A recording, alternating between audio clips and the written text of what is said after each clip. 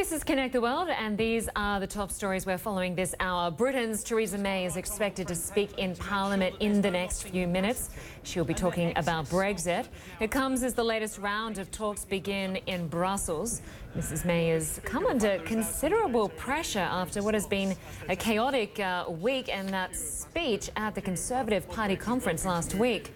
Well, a bitter feud is escalating between Donald Trump and one of his own party's top foreign policy experts. Republican Senator Bob Corker tells the New York Times the US president is setting the country on a path to world war, accusing him of making reckless threats against other countries. The United States and Turkey have suspended most visa services as a diplomatic row worsens. Washington says it is deeply disturbed by the arrest of a Turkish US consulate worker, the second this year. We're going to break in now and go to the UK Parliament, where the British Prime Minister, Theresa May, is speaking. Of delivering the democratic will of the British people. As I set out in my speech in Florence, we want to take a creative and pragmatic approach to securing a new, deep and special partnership with the European Union, which spans both a new economic relationship and a new security relationship. So let me set out what each of these relationships could look like before turning to how we get there. Mr. Speaker, I have been clear that when we leave the European Union, we will no longer be members of its single market or its customs union.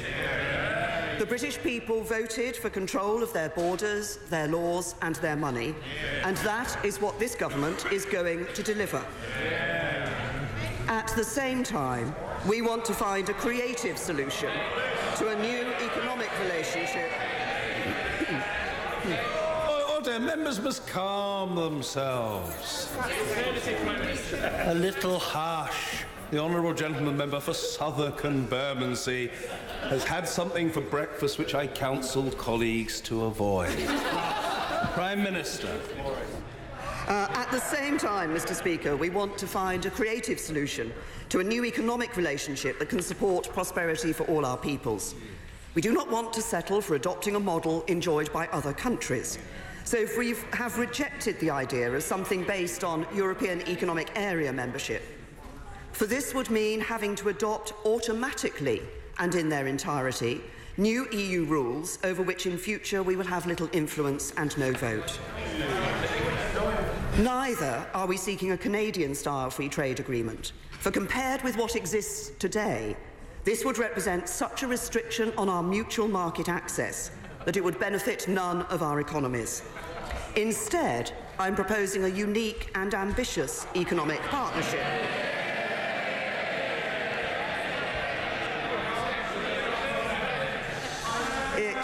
It will reflect our unprecedented position of starting with the same rules and regulations. We will maintain our unequivocal commitment to free trade and high standards, and we will need a framework to manage where we continue to align and when we choose to differ. There will be areas of policy and regulation which are outside the scope of our trade and economic relations where this should be straightforward.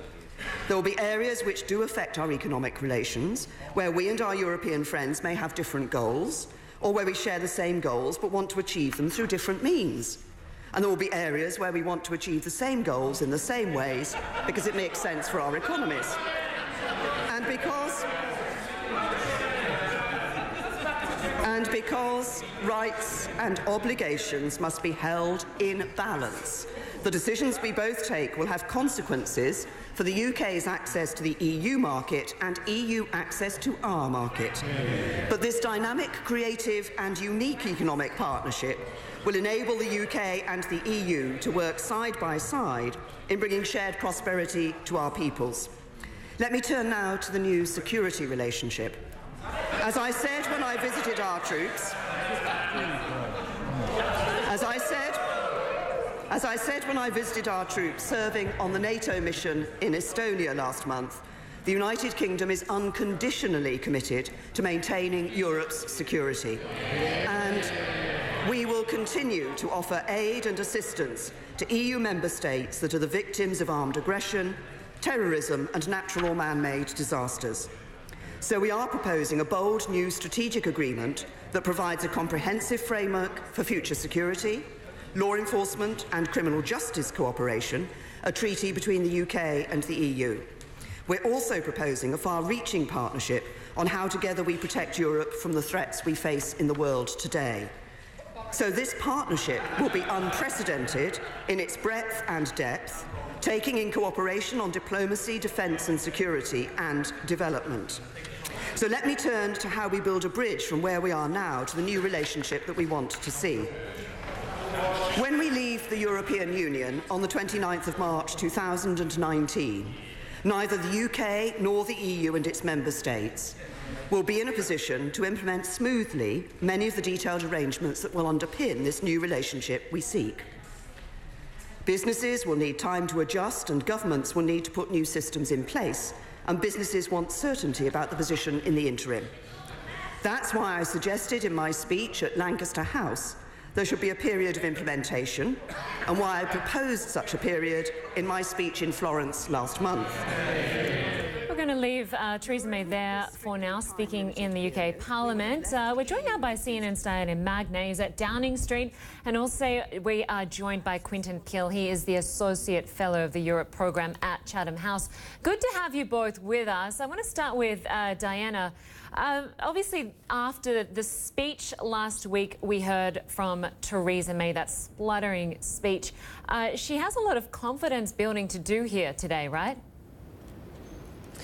She certainly does. And it was interesting because I was here at Downing Street when she met Donald Tusk before the Tory party conference, and he came out saying that she had stopped the have your cake and eat it style talk. But actually, just listening to the beginning of that speech there and the way she described this new creative, unique partnership that the UK would have with the EU, it sounded again as though she was constructing a kind of have your cake and eat it deal. And she really didn't go into very many specifics about how exactly that economic partnership would work. So I don't know that she's really given a great deal more detail on one of the key issues in the speech that she's given so far. And we know that in this speech she is going to be telling the EU that the ball is in their court, because that already came out in a sort of in excerpts that we were all given. And the EU has already responded and said that is absolutely not the case. So whatever she says now, I think negotiations in Brussels are going to be very, very tricky, and she's going to find it difficult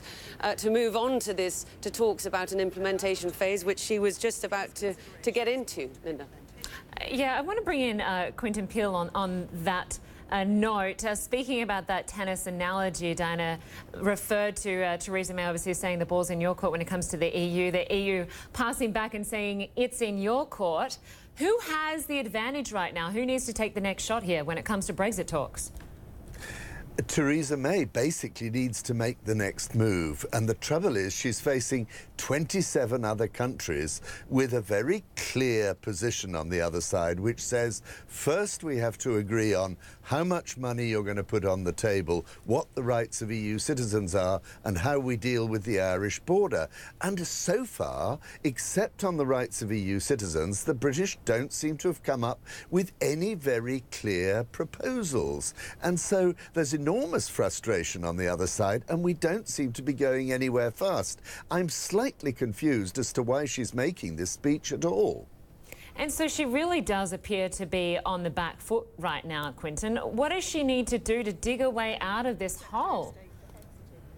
Well, her trouble is she's really caught between the two split wings of her party. On one side, the hardline Brexiters who basically want her to walk away from these negotiations and say, we can't do a deal, we're out.